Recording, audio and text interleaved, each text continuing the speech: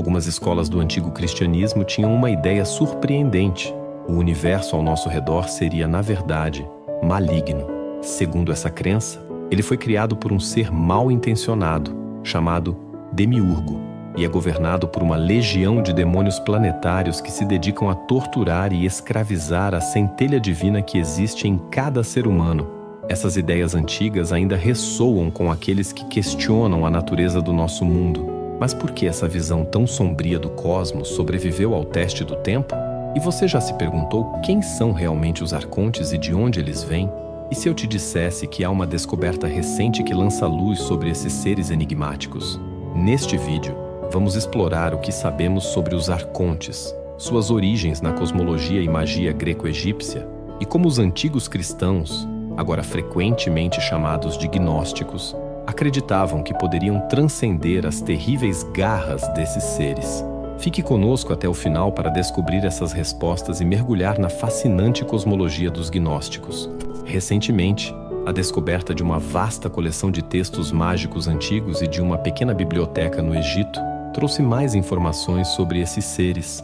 Esses manuscritos ocultos por séculos nas areias do Egito revelam rituais e invocações que tentavam subverter a influência dos arcontes, oferecendo um vislumbre da resistência espiritual daqueles que buscavam escapar dessa prisão cósmica. Os cristãos acreditavam que era necessário derrotá-los para que a alma pudesse escapar da nossa prisão cósmica. Nos séculos 2 e 3 da Era Comum, o mundo estava em desintegração, especialmente de dentro para fora. Do ponto de vista do Antigo Egito, isso parecia um apocalipse. De fato, foi o fim de uma era para o Antigo Egito, após séculos de domínio helenístico e conquistas romanas, além da instabilidade econômica e política generalizada. Era um mundo do qual muitos queriam fugir. Diversas escolas de pensamento teológico, espiritual e filosófico surgiram em resposta a essa crise. O estoicismo oferecia uma filosofia introspectiva para enfrentar esses tempos difíceis.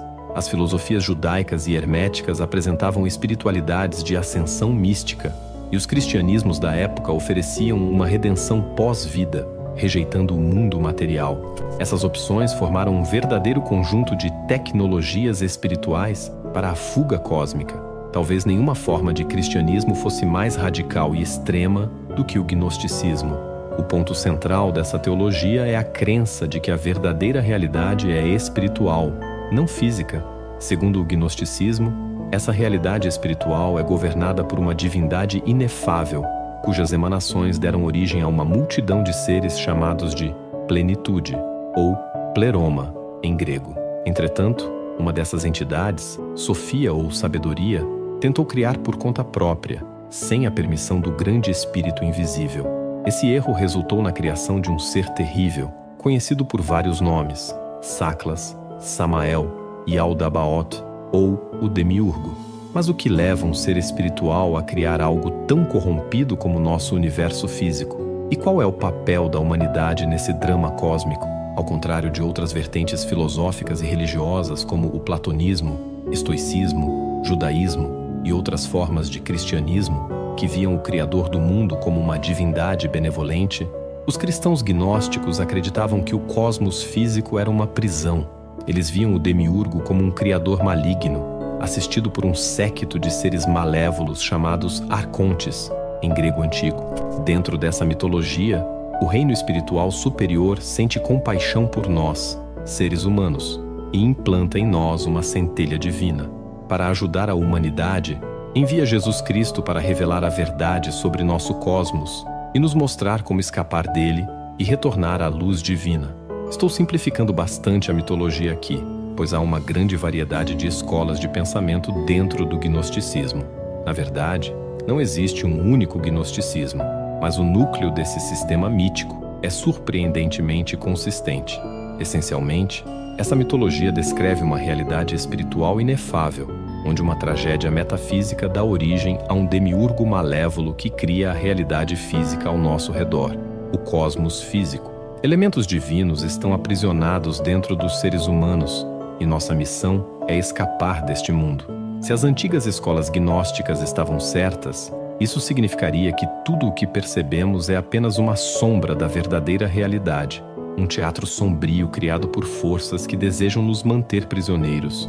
Neste vídeo, quero focar em um elemento específico dessa mitologia: as origens e a natureza dos guardiões do prisma cósmico, conhecidos como arcontes. Eles são fundamentais nessa narrativa, pois são eles que criam esta prisão física, incluindo nossos corpos, e nos iludem a acreditar que essa realidade é verdadeira.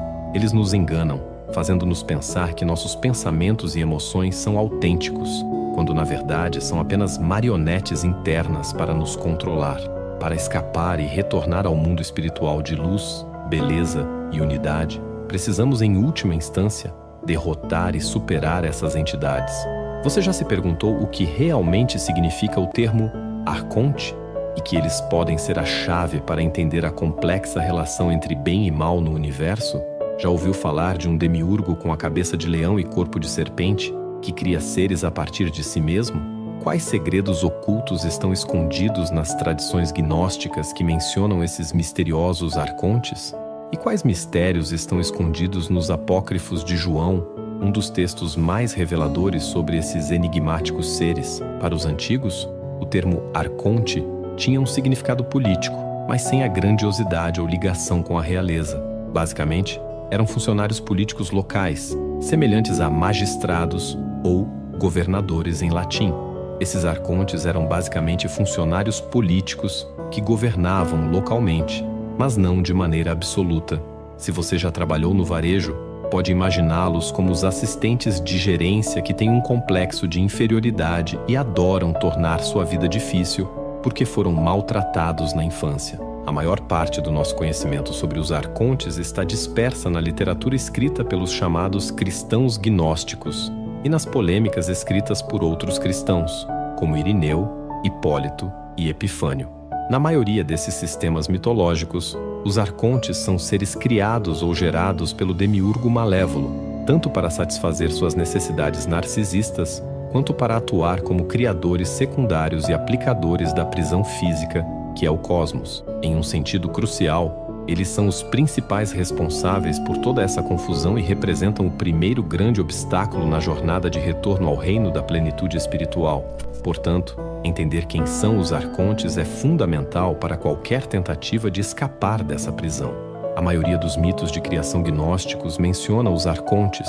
Embora os detalhes variem bastante de texto para texto, talvez a narrativa mais instrutiva e popular seja encontrada no Apócrifo de João, também conhecido como os Ensinamentos Secretos de João.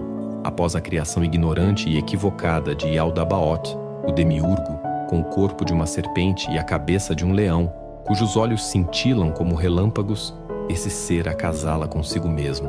Ele se une à falta de consciência dentro de si para gerar uma série de 12 seres de fogo. Muitos desses nomes têm raízes na mitologia judaica, enquanto outros são mais misteriosos e estranhos. Voltarei a falar sobre esses nomes mais adiante, no final do vídeo. A primeira série de 12 arcontes provavelmente representa a criação do zodíaco e a cúpula fixa das estrelas, o cenário do sistema cósmico. Entre esses seres, surgem 12 reis independentes, que são ungidos ou nomeados para governar as esferas celestiais. Esses governantes estão associados aos planetas visíveis ou às estrelas errantes do mundo geocêntrico. Eles representam não apenas as dimensões espaciais acima de nós, mas também o curso do tempo, correspondendo, como o texto menciona, aos dias da semana. Descobrimos que os arcontes têm aparências físicas variadas, com rostos de diferentes animais, como ovelha, burro, hiena e até mesmo um de fogo flamejante. Essa característica provavelmente tem suas origens na iconografia religiosa tradicional egípcia, que frequentemente retrata seres humanoides com cabeças de animais em representações de deuses. O demiurgo, após criar esses governantes, transferiu parte de seu fogo para eles, talvez ativando-os ou emanando-os. O objetivo disso era fazer com que acreditassem que ele, o demiurgo, era o único Deus. Em sua declaração, "Eu sou Deus, não há outro Deus além de mim", que ecoa a história da criação no Gênesis, surge imediatamente uma refutação vinda de uma voz do reino espiritual superior. E Yaldabaoth vai tão longe a ponto de modelar seu reino de escuridão e matéria, nosso mundo, como uma inversão do reino superior, frequentemente com características satânicas, espelhando os mundos superiores de maneira distorcida. Desses atos surgiram os arcontes, 365 anjos que, por razões óbvias, seriam mais apropriadamente considerados demônios. Será que existe um segredo oculto nas antigas escrituras que nos foram ensinadas desde sempre? O que os gnósticos realmente acreditavam sobre a origem do homem e dos demônios? Você sabia que o nosso corpo psíquico pode ter sido dotado de poderes que superam até mesmo esses criadores demoníacos? E qual foi o verdadeiro papel de Yaldabaoth nesse processo? Depois de criar o mundo físico, que é nossa prisão cósmica, o demiurgo, em um ato de extremo narcisismo, decidiu criar um ser à sua própria imagem. Para isso, aparentemente precisou da ajuda dos demônios arcontes, o que levou Yaldabaoth a dizer: Vamos criar seres humanos à nossa imagem. Os gnósticos interpretam essa passagem do Gênesis, que usa o plural gramatical em vez do singular divino, como um grupo de demônios criando seres humanos, e não como um plural majestático. O apócrifo de João identifica o criador da história bíblica do Gênesis com o demiurgo maligno. Yaldabaoth e os arcontes, sendo demônios, se propuseram a criar o ser humano primordial. Cada um deles forjou uma característica anatômica específica, começando pelos aspectos psíquicos do corpo e, em seguida, os elementos físicos do corpo humano primordial, o Adão.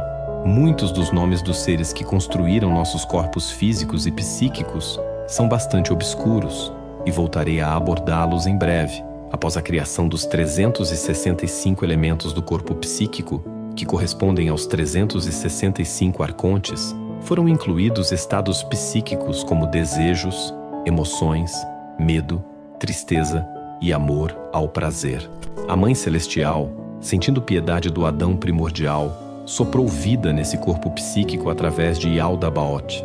Os arcontes, por sua vez, ignorantes e malévolos, não perceberam que, ao trabalharem juntos, criaram um Adão psíquico mais poderoso do que cada um deles individualmente. Esse Adão psíquico, por ter sido construído por todos eles, possuía todos os seus poderes combinados, tornando-se um ser capaz de superá-los. Uma visão esclarecida foi então enviada do reino espiritual para o corpo psíquico, dando aos seres humanos a capacidade de reconhecer a verdade sobre sua condição, algo que os arcontes, exceto talvez um, não poderiam fazer. Ao perceberem seu erro, os arcontes misturaram terra, ar, fogo e água, criando a matéria e aprisionando o corpo psíquico em nossos corpos físicos. Em seguida, colocaram esse corpo físico em um jardim de delícias, o Jardim do Éden, com o intuito de intoxicar Adão com prazer. A ideia era que ele nunca percebesse sua verdadeira condição ou seu poder, e, portanto, nunca descobrisse que poderia escapar dessa prisão. Tudo isso é fundamental para entendermos nossa condição. Não é apenas o nosso corpo físico que é visto como uma prisão, uma ideia frequentemente defendida em teorias dualistas.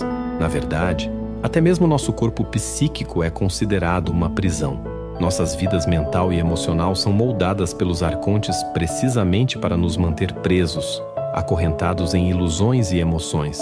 Dessa forma, não é apenas nosso corpo físico que nos aprisiona, mas também os pensamentos e emoções negativas que nos cegam, como raiva, medo, ciúme e o amor pelo prazer.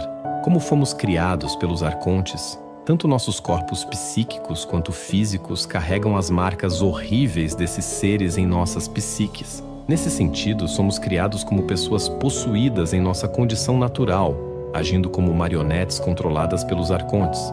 Apenas através da nossa percepção iluminada, que nos vem do reino espiritual, e da nossa dedicação à vida espiritual, conseguimos transcender nossa condição de marionetes demoníacas. Adão reconheceu isso, aliás, somente com a criação de Eva que temos a capacidade e os meios para superar essa condição. De fato, o apócrifo de João rejeita a ideia de que Eva seja uma mera derivação de Adão. O texto observa que Eva não foi feita a partir de uma costela, como Moisés descreve, mas sim a partir da própria imagem da percepção iluminada presente em Adão. Independentemente disso, o papel principal dos arcontes nessa mitologia é explicar como nossa condição física e psíquica foi criada. Acredito que, mais importante ainda, nossos corpos psíquicos, originários dos horrores distorcidos dos arcontes, os demônios, estabelecem a base primordial para nosso aprisionamento neste cosmos prisão. As mitologias desses textos, à primeira vista, podem parecer bastante extravagantes. Irineu, por exemplo, acreditava que poderia dissuadir as pessoas da veracidade dessas crenças simplesmente descrevendo o que os gnósticos acreditavam. Essas narrativas vão além de praticamente qualquer outra sobre a condição humana na antiguidade. Embora todos admitissem que o mundo não era perfeito, a ideia de que ele foi literalmente criado por demônios como uma prisão era para muitos um exagero. Os adeptos dessa espiritualidade sentiam a necessidade de defender essa visão, recorrendo tanto a escrituras cristãs amplamente aceitas, quanto enriquecendo grandemente a natureza desses mitos, adicionando detalhes que, embora mais estranhos, pareciam torná-los mais convincentes. Essa complexidade é evidente em um texto importante encontrado no quarto tratado do segundo códice de Nag Hammadi, conhecido como a hipótese dos arcontes, a realidade dos governantes ou a natureza dos seus governantes. Existem várias maneiras de traduzir o título, dependendo de como se interpreta o termo técnico hoasis, em grego. É um termo técnico e, portanto, suscetível a diferentes interpretações, o que torna os arcontes tão vorazes e perigosos, apesar de sua aparente ineptidão. Quem é o arconte que se rebela contra a autoridade suprema de Yaldabaoth? Qual é a verdadeira natureza de Eva e seu confronto com esses seres demoníacos? Neste texto, a hipótese dos arcontes, o autor parece combinar dois documentos anteriores para demonstrar que os arcontes são, primeiramente, muito reais e, em segundo lugar, que precisam ser derrotados.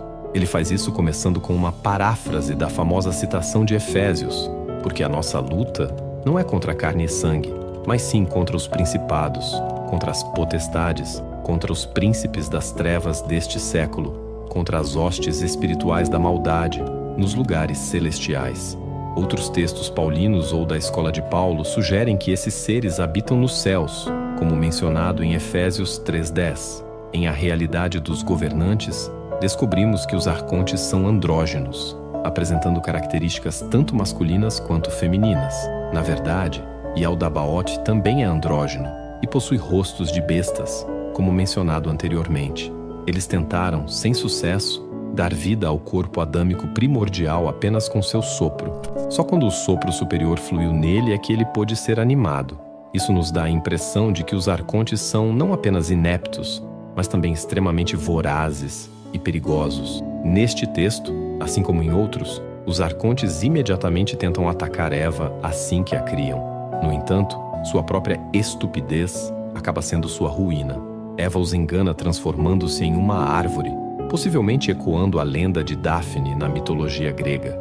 Mas os arcontes, sendo tão horríveis quanto tolos, continuam a atacar apenas a sombra que ela deixou para trás. Sua vileza é proporcional à sua idiotice. Esse fervor rapaz dos arcontes se manifesta repetidamente em suas ações. Eles também tentaram atacar Noréia, a filha de Adão e Eva, uma personagem extremamente importante nesses sistemas mitológicos. Sua importância é inegável. Existe um livro inteiro dedicado a ela. Os arcontes demoníacos ameaçam Noréia, exigindo que ela se submeta a eles sexualmente, como, segundo eles, Eva havia feito. No entanto, Noréia conhecia a verdade. Eva não havia se submetido, mas sim os enganado. Com esse conhecimento especial, Noréia clamou aos reinos espirituais superiores e, com pena dela, o ser angélico, Elelet, desceu e expulsou os arcontes. O restante do texto assume a forma de um catecismo gnóstico primitivo. Alguns estudiosos acreditam que era um texto catequético lido em voz alta, onde Noréia interroga Elelet sobre a verdadeira natureza da realidade. Muitos dos detalhes presentes são encontrados em outros textos setianos, especialmente no Apócrifo de João. No entanto, há um relato relativamente novo e importante sobre um arconte chamado Sabaoth. Lembra quando mencionei que Yaldabaoth se proclamou o único Deus, apenas para ser repreendido por uma voz vinda de cima? Essa voz era o poder angélico da vida, Zoe, a filha da fé e sabedoria, conhecida como Pistis Sophia, que também possui um livro bastante complexo. Neste texto, o arconte Sabaoth testemunha esse momento. Ele está suficientemente elevado nas emanações para ver Zoe repreender Yaldabaoth. O sopro de Zoe torna-se um fogo que queima o rosto de Yaldabaoth, lançando-o ao fundo do abismo e atormentando-o. Sabaoth percebe que Yaldabaoth é um mentiroso. Ele rejeita a divindade de Yaldabaoth e direciona suas orações ao reino espiritual. Como recompensa, ele é elevado à mais alta posição possível dentro desta prisão cósmica. Sabaoth alcança o 8º céu, o mais próximo da plenitude divina, ou pleroma, e cria para si um trono-carro ao estilo de Ezequiel, normalmente associado a Yahweh, que refere-se ao nome pessoal de Deus na tradição judaica.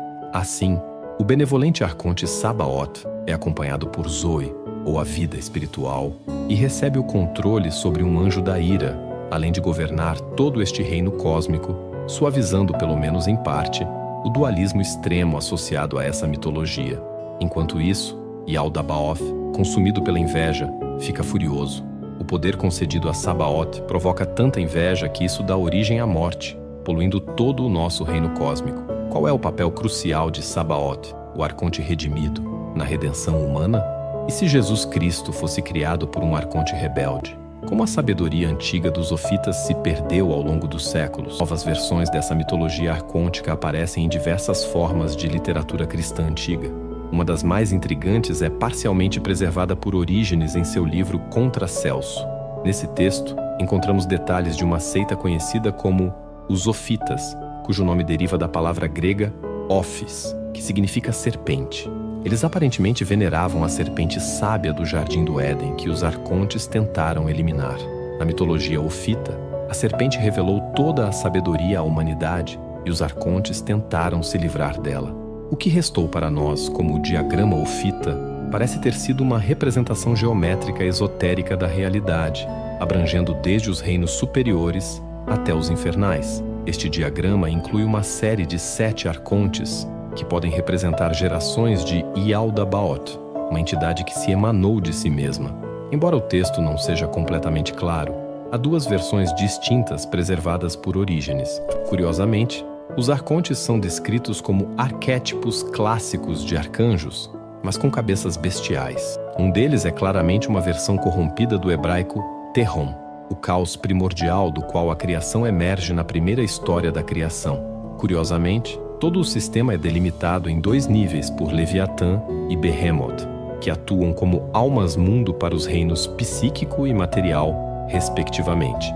Embora o papel exato de Leviatã e Behemoth não esteja completamente claro, eles desempenham uma função significativa. A natureza precisa do diagrama ofita é debatida, com várias representações diferentes existentes. Outro texto muito importante é o incrivelmente erudito Sobre a Origem do Mundo, encontrado logo após A Realidade dos Regentes, na biblioteca de Nag Hammadi. Esse texto também contém uma lista de arcontes, referidos como os 7 poderes. Dos céus do caos, surgem 3 desses arcontes, Ial, Eloaio e Oraios, que são diretamente denominados como filhos de Yaldabaoth. Este texto maravilhoso, um dos meus favoritos da biblioteca de Nag Hammadi, narra como os outros arcontes foram à guerra contra o justo arconte Sabaoth. Em triunfo, Sabaoth criou os serafins, os anjos que giram ao redor do trono dizendo Santo, Santo, Santo. Eventualmente, ele é responsável pela criação de Jesus Cristo. No mito descrito, Sabaoth cria Jesus Cristo. Assim, neste ciclo mítico, o arconte rebelde Sabaoth, que é responsável pela criação de Jesus, recebe poder de uma autoridade superior e eventualmente é enviado ao nosso reino para ensinar o caminho da redenção. De forma significativa, é um arconte redimido que, em última análise, oferece o caminho para a salvação por meio dos ensinamentos de Cristo. Não está claro se o próprio Sabaoth tem acesso à salvação. Ele pode não ser capaz de escapar deste reino, o que, de certa forma, o torna ainda mais nobre. Portanto, Sabaoth é realmente uma figura crucial dentro dessa narrativa. Outros textos, como o extenso Pistis Sophia, mencionam apenas 5 arcontes, mas incluem figuras como Hécate e Tifão. Curiosamente, textos posteriores detalham vários arcontes conforme aparecem em diferentes seitas do gnosticismo.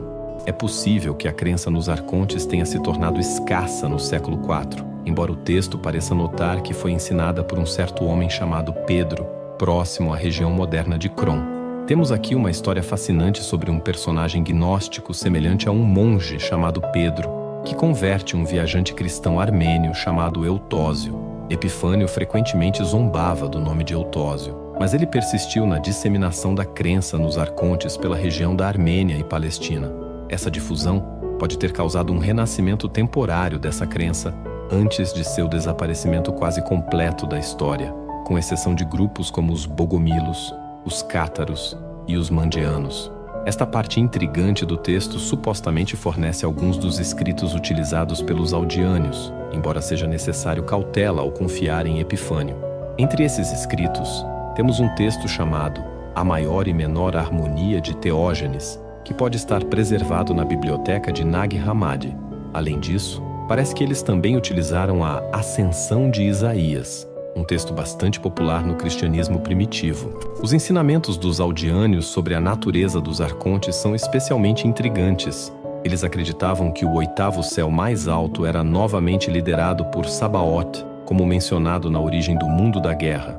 Abaixo desse céu, havia um céu inferior.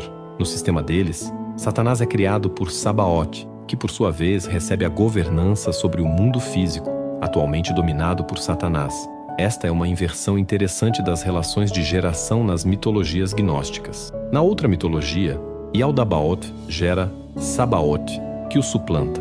Aqui, para os audiânios, ocorre o contrário. Os audiânios também rejeitavam os sacramentos, incluindo o batismo, pois todos eram realizados em nome do falso deus Sabaoth, que, mesmo sendo o mais alto deste reino, ainda era considerado falso. Ao rejeitar os sacramentos e as leis deste mundo, suas almas começavam a ascender. Esse processo de ascensão envolvia a rejeição dos sacramentos da Igreja Católica, defendendo-se perante cada arconte, até finalmente retornarem à mãe do pleroma, que possivelmente é Sofia, a sabedoria. Voltar a estar com Sofia, é claro, tem um grande significado. Qualquer leitor desses textos, especialmente Pistis Sofia e o Apócrifo de João, enfrentará uma certa perplexidade com os nomes dos arcontes, seus anjos assistentes e demônios. A pergunta natural é sobre as origens tanto do sistema de arcontes quanto dos nomes incomuns que eles têm. Por que eles têm esses nomes? Embora a origem nunca seja definitivamente respondida, é provável que isso se deva à prática comum no mundo antigo de associar anjos e demônios a várias regiões celestiais e objetos celestiais. Essa tradição continuou até a Idade Média, com anjos sendo vistos como os motores dos planetas e até mesmo em textos mágicos como o Arbatel, com seu sistema de invocação de espíritos planetários.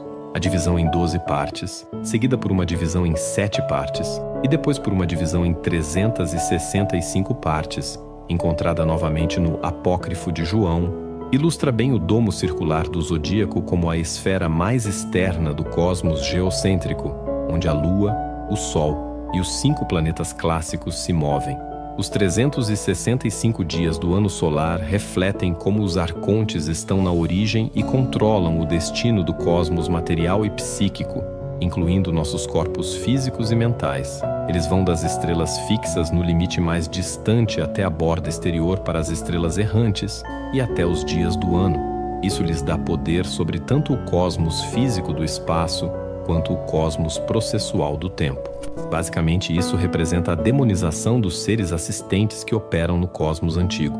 Ao pegar esses seres e torná-los todos malignos, eles passam de anjos e demônios para arcontes. Agora, a questão mais intrigante é o nome frequentemente desconcertante dado a esses seres. Muitos deles são claramente derivados de nomes divinos hebraicos e aramaicos, que são transpostos e corrompidos para o grego e o copta.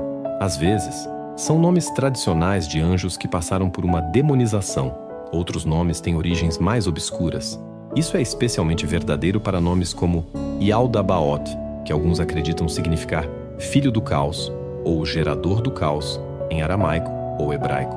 O espírito maternal Barbelo também tem uma sensação aramaica, e a hoste de arcontes e demônios angélicos são encontrados especialmente nos nomes dos seres responsáveis pela construção do corpo adâmico primordial no Apócrifo de João, bem como na profusão de entidades que povoam os tesouros dos livros de Geu e o Pistis Sophia, entre muitos outros textos gnósticos. Apesar das dificuldades, a situação não é completamente desesperadora.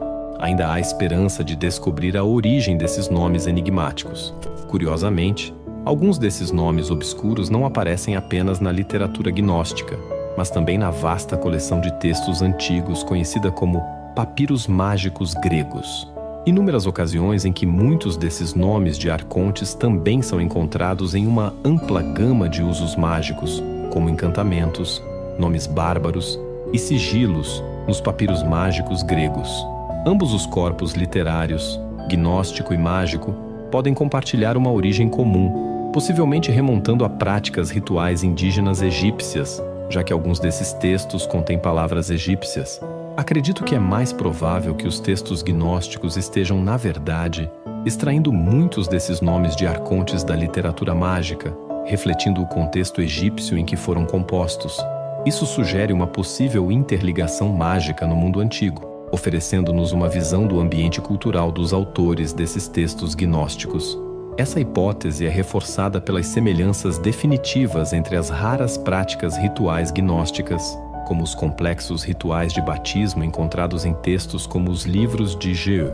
É inconcebível que os rituais de batismo, mencionados em obras como o livro gnóstico de Jeu, não estejam relacionados com as práticas mágicas descritas nos papiros mágicos gregos. A conexão entre eles é evidente. Eu suspeito que o que aconteceu, e mais uma vez, nunca saberemos ao certo, mas parece que um conjunto de 7 arcontes era o padrão predominante na literatura.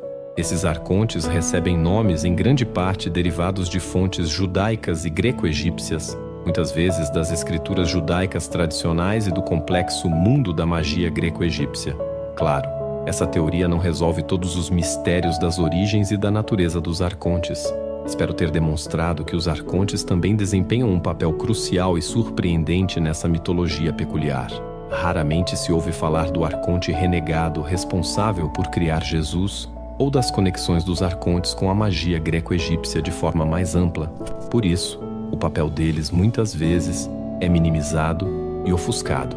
Focar apenas no demiurgo maligno é um erro se quisermos realmente entender essas mitologias de forma completa e robusta.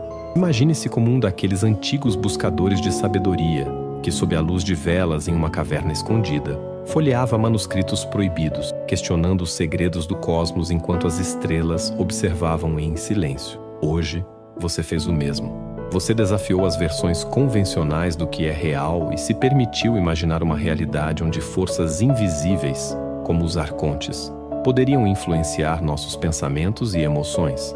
Ao fazer isso, você se tornou parte de uma linhagem de buscadores de respostas, de mentes inquietas que jamais se contentam com a superfície das coisas. Sua voz é essencial para continuarmos desvendando juntos esses enigmas do universo. E é por isso que eu quero te agradecer profundamente. Sua presença aqui, até o último minuto, significa mais do que você imagina. Significa que existem pessoas que, assim como você, acreditam que há algo mais além do que nos foi contado, que não se contentam com explicações simples e que têm a coragem de explorar o desconhecido. É essa busca, essa inquietação que nos faz crescer, que nos faz entender que a verdade não está naquilo que vemos, mas nas camadas que nos desafiam a desvendar. Então, a minha gratidão a você é imensa e eu quero que leve com você uma mensagem. O conhecimento que compartilhamos hoje é apenas o começo. Assim como os gnósticos buscavam a centelha divina para transcender as limitações da matéria, eu espero que esse vídeo tenha acendido em você a chama para continuar questionando, explorando e buscando o que há além. Que essa curiosidade nunca se apague e que ela te leve cada vez mais longe nessa busca por compreender os mistérios do universo e de si mesmo. Muito obrigado por sua companhia, por sua atenção e por fazer parte dessa jornada cósmica.